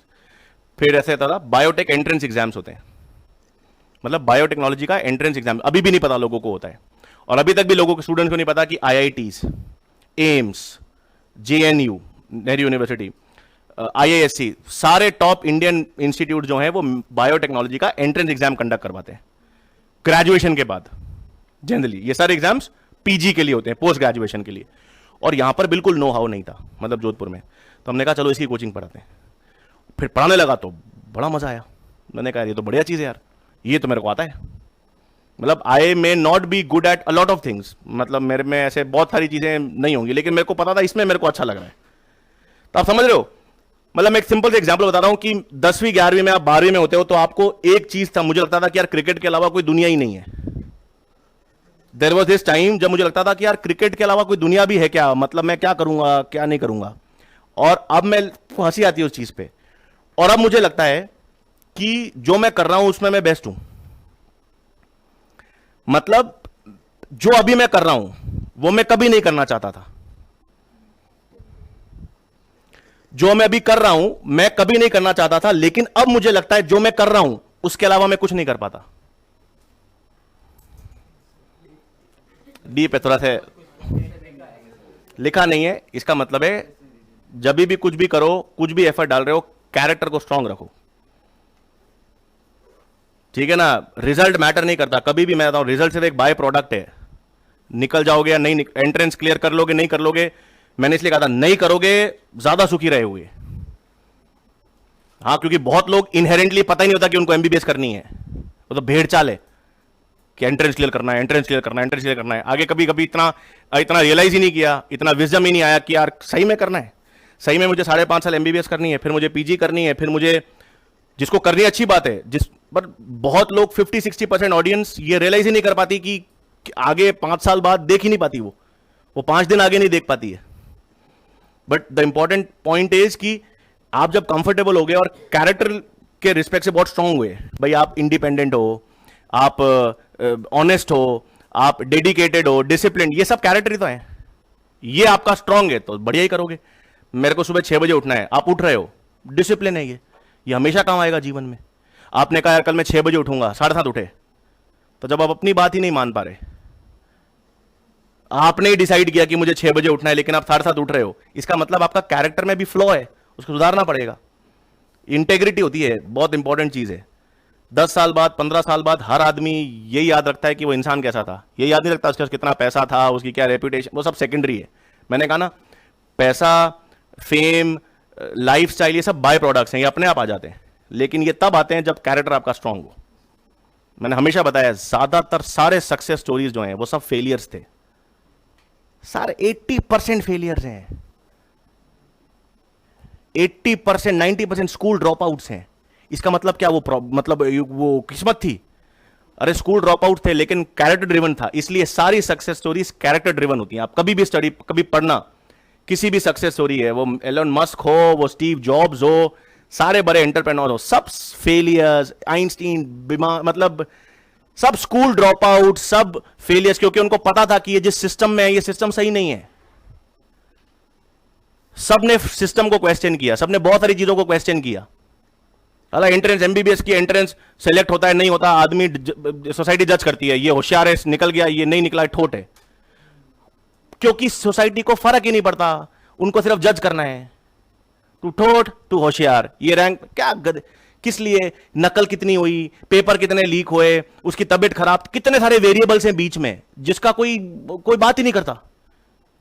एक क्वेश्चन आया, एक क्वेश्चन गलत था, एक स्टूडेंट ने बोला ये क्वेश्चन गलत है, अटेम्प्ट ही नहीं किया, एक करके आ गया, पता चला जिसने अटेम्प्ट किया उसको बोनस मिल गया, जो अटेम्प्ट नहीं करके आया उसको कुछ नहीं मिला।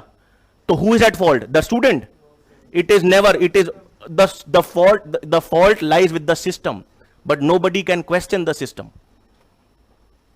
ये अभी के नहीं, हमेशा से प्रॉब्लम रही है। हर सिस्टम कुछ चुनिंदा पावरफुल लोग चलाते हैं, और वो इतने पावरफुल होते हैं कि वो आपको उसी स्तर पे रखना चाहते हैं कि आप ऊपर ना उठ पाओ, समझ ना पाओ, क्योंकि समझ गए जिस दिन, उस दिन सवाल पूछोगे, और जब सवाल पूछने लग जाओगे तो उनके पास जवाब नहीं होगा। ये अभी नहीं है, ये इंडिया के लिए नहीं है, ये अमेरिका में। दुनिया में सबसे बड़ी चीज क्या है? तेल। फिर क्या है? फिर अमेरिकन बैंक्स, फिर फार्मास्यूटिकल कंपनीज, सब नेक्सस है बड़ा।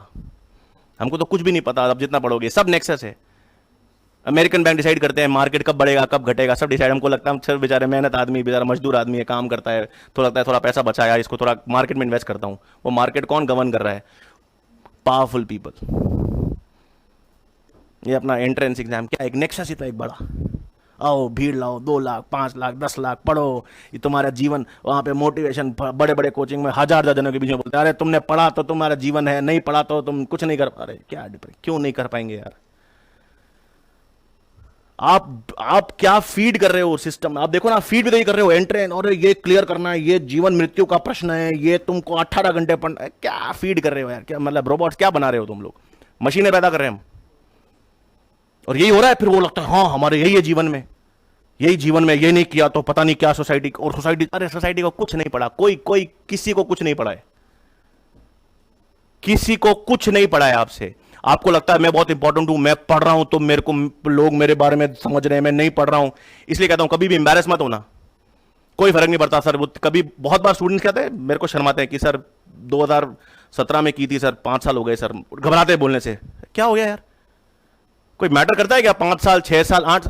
मैटर क्या करता है? आप क्या करना चाहते हो, और उसको कितनी ईमानदारी से करना चाहते हो, और उसमें कितने खुश हो, बस। और कभी कुछ मैटर नहीं करेगा, मैं बता रहा हूं। ऑनेस्ट हो, डिसिप्लिन्ड हो और खुश हो, बस। स्किल सेट तो आपके पास है, याद रखना। नॉलेज, स्किल सेट सबके पास होता है, डिफरेंट होता है। somebody is good at something, somebody is good at other things, but somebody is good at something। तो स्किल सेट सबके पास है। ऐसा कोई मेरे को बता दे सर मेरे को तो भगवान ने कोई स्किल सेट दिया ही नहीं, या भगवान ने मेरे को 100 बिलियन न्यूरॉन्स नहीं दिए, सबको दिए।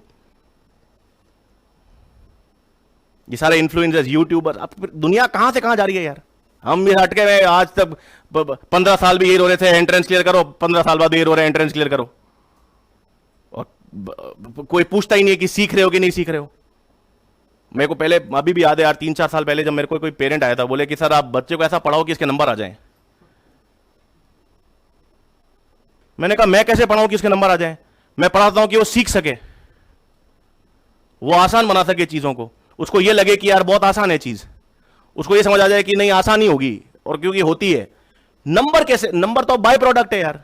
मेरे हाथ में नंबर होते सबको दे देता, उससे क्या फर्क पड़ रहा है? आप समझो ये और बेचारा पेरेंट्स, और आप सोचो कितना पेरेंट कितना पेन ले रहा है वो बच्चे के लिए, बच्चा कितना पेन में ऑलरेडी। आप अगर इस सर्कल को देखोगे ना तो साला माँ बाप सब अपन एक एवरेज मिडिल क्लास को बिलोंग करते हैं यार। अपने कौन से हजारों अरबों रुपए ऐसे ढूंढ रहे हैं कि आपको थोड़े ढूंढ रहे थे इसलिए भेज दिया कोचिंग, ले भाई थोड़ा ज्यादा थे हमारे पास, ले कर क्या जा मुझे। सब मेहनत से पैसा डाल रहे हैं मतलब, लेकिन क्वेश्चन सिस्टम को नहीं कर रहे। पैसा लगा रहे हैं तो आप भी क्वेश्चन अपने पेरेंट्स को कर रहे हो, पेरेंट्स भी क्वेश्चन आपको कर रहे हैं, साले आपस में लड़ रहे कर रहे हैं। कल्प्रेट कोई और वो चाहता है लड़ो। तू अपने उससे नाराज हो, कॉन्वर्सेशन मतलब, और कॉन्वर्सेशन ही नहीं होती, आदमी बात ही नहीं करता, चुप रहता है, पता नहीं क्यों। जो जिससे वो बात करना चाहता, मतलब एक आदमी जो उसको भाव नहीं दे रहा उसको रोज पीछे पड़ा रहेगा। और पेरेंट्स से दिल की बात करने में पता नहीं, मैं नहीं बात करता, मेरे पेरेंट्स मुझे नहीं समझते। अरे तुमने समझाने की कोशिश ही नहीं की। ईगो, आप बहुत बहुत सारे ऐसे एस्पेक्ट्स हैं, इसलिए मैं कहता हूं हमेशा कॉन्वर्सेशन इज इंपॉर्टेंट। बोल दिया करो यार, जो मन में होता है ना बोल देना चाहिए, बात कर लेनी चाहिए, शेयर कर लेना चाहिए। और क्या चाहिए जीवन में? 17-18 साल निकाल दिए, 26-27 में शादी कर लोगे सब, फिर भी बच्चे हो जाएंगे। 17 से 25 ये 8 साल का विंडो है, ये आपका है। And make the most of it, make the most of it in the sense कि ये 8 साल में कुछ ऐसा कर लो कि आगे चलकर जो आपको पसंद हो वही करना पड़े।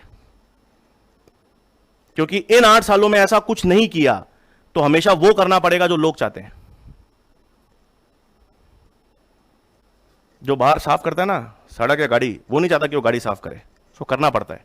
क्योंकि उसने ये रियलाइज ही नहीं किया कि ये 7-8 साल जो मेरे इंपॉर्टेंट थे, रिसोर्सेज नहीं थे। ये भी फैक्टर होता है इंडिया में तो डेंसिटी इतनी है पॉपुलेशन की, सबके पास रिसोर्सेज भी नहीं होते। बट ठीक है, हम तो उन फॉर्चुनेट इनफ में जिनके पास लिमिटेड ही होते हैं। रिसोर्सेज इनफाइनाइट तो होते भी नहीं हमें, लेकिन इतने लिमिटेड रिसोर्सेज हैं कि उसको यूज करके अपन कुछ ना कुछ बेटर कर सकते हैं। इन्फ्लुएंसर बन सकते हो, रील्स, मतलब आजकल तो बहुत अपॉर्चुनिटीज हैं यार। बट रियलाइज तो आप करो, कभी आप रियलाइज करो सर मेरे को तो एमबीबीएस नहीं करना था, तो फिर क्या करना था ये पता, तैयार करके रखो, होमवर्क करके रखो कि सर ये कॉलेजेस हैं मेरे पास, ये कोर्सेज हैं, ये ऑप्शंस होते हैं, सब है दुनिया में ऑप्शंस। आप करना ही नहीं चाहते तो अलग बात है, but there are always options available. The point is whether you realise this fact और नॉट। तो ये ध्यान रखो। और ये ना, ये यहां पर मैं फिर बता रहा हूं, जब आए हो तो सीखने पर जोर जितना डालोगे ना, जितना अंडरस्टैंडिंग और सीखने पे जोर डालोगे, नंबर अपने आप आते हैं। और ऐसा नहीं होगा ओवरनाइट कि सर मैंने आज सीख गया कल नंबर नहीं आए, धीरे धीरे आएंगे अपने आप आएंगे, आपको पता भी नहीं चलेगा। लेकिन सिर्फ नंबरों का सोचते रहोगे तो वो गैप जो है ना वो ब्रिज नहीं कर पाओगे कभी भी, और फिर अनकंफर्टेबल रहोगे, डिस्ट्रेस रहोगे, अजीब इसलिए दुखी आदत मैंने देखा यार। ये मतलब ये जो साला इस समय का जो जनरेशन है, दुखी बहुत रहते हो, खुश तो रहते ही नहीं हो, खुल के हंसते ही नहीं हो, दुखी, लेड बैक, मरा हुआ बॉडी लैंग्वेज। का इस उम्र में यार तुम्हारा क्या कमी है बताओ? कोई घुटने दुखते हैं, कोई कमर, परफेक्ट बॉडी, मतलब इस समय आप लोग यार बॉडी लैंग्वेज होनी जबरदस्त, ऐसे एयर होनी चाहिए क्लास में, लगना चाहिए यार आधे मरे जुरे झूल रहे यूं लिख रहे 9:30 बजे यूं झूल, याद है कंधा यहाँ है, चेहरा यहाँ है, यहाँ लिख रहे, मत करो ना यार, क्यों जबरदस्ती करना है? जो करो जो सही लगे, मतलब ऐसा ये आदत कुछ मतलब नहीं है, मतलब पता नहीं मैं this is how I feel. And मतलब होना चाहिए इस समय, और इस समय आपके पास बेस्ट एज है यार। यहां से 2-3 साल आपका, मैं बता रहा हूं, the point is the world is yours if you want it to be. आपका यार क्या कमी है? सारा लव कॉन्फिडेंस करो, बढ़िया काम अच्छा करो, सच बोलो, मदद करो, कोई किसी का प्रॉब्लम है तो शेयर करो उसको, एफर्ट। और क्या करना है, इंसान का तो एक ही तो जीवन है यार। अच्छा करो, खराब करके क्या कर लोगे?